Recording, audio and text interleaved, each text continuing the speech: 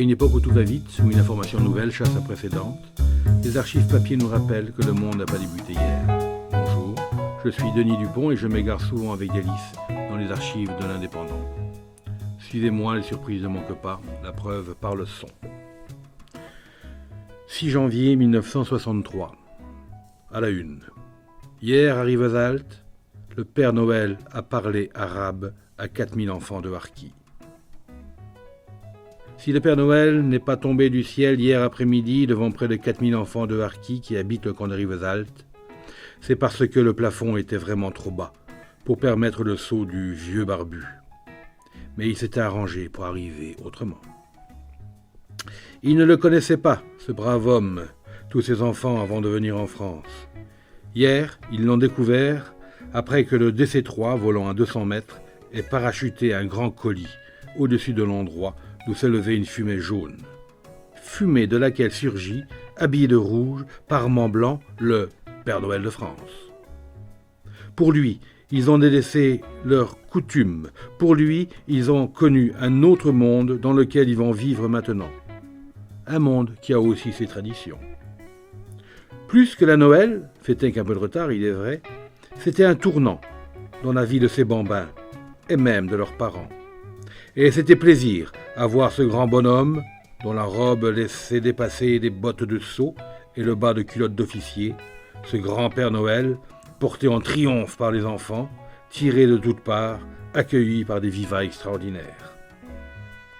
Après avoir salué les officiers supérieurs et le commandant de la 9e région militaire et le préfet des PO, le Père Noël prenait place sur un perron, près d'un micro.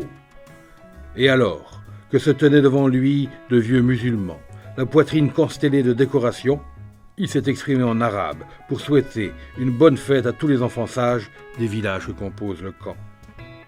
Sages et studieux ils le sont, et leurs maîtres sont unanimes à reconnaître leur bonne volonté. Aussi, pour les récompenser, l'armée avait-elle préparé une grande distribution de jouets. De tous les Noëls de France, celui-ci aurait été très certainement le plus beau. Pour ses enfants, il aura créé une nouvelle légende, une légende qui leur fera oublier l'histoire. C'était Je vous parle d'un temps, un podcast proposé par Denis Dupont et produit par l'Indépendant. À retrouver le mardi.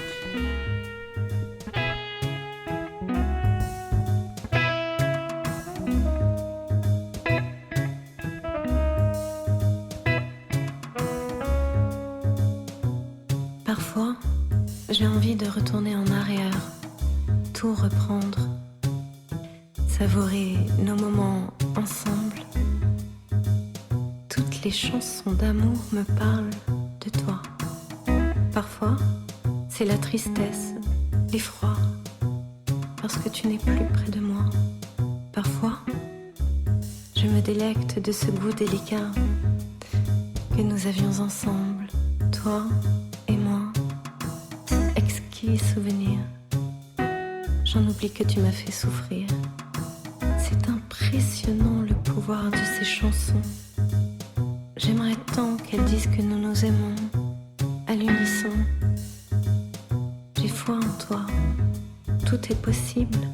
Oui, pour toi, tout est possible. Ne m'oublie pas.